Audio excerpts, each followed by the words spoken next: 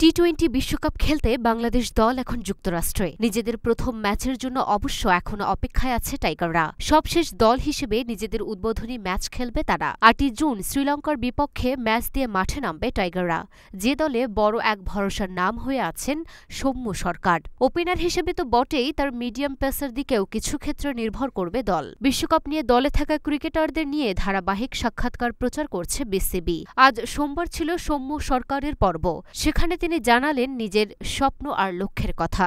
বললেন বিশ্বকাপ খেলা গর্বের, স্মরণীয় কিছু দিতে চান দলকে। পুরো দলের অনেকেই যখন সুপার 8 বা সেমির কথা বলছেন, সেখানে সৌম্য স্বপ্ন দেখেন চ্যাম্পিয়ন হওয়ার। সবচেয়ে বড় স্বপ্ন দেখি, চ্যাম্পিয়ন হওয়ার স্বপ্ন দেখি। ব্যক্তিগতভাবে আমি বড় স্বপ্ন দেখতে পছন্দ করি। কেউ সেমিফাইনাল বললে আমি বলবো ফাইনাল খেলতে যাব। তারপরে রেজাল্টের কথা আসবে, মাঠে ভালো খারাপের উপর ফলাফল আসবে। খেলায় উত্থান পতন, ভালো খারাপ হারজিত থাকবে। আমরা আমাদের দিক থেকে চাইব নিজেদের সেরাটা দেয়ার।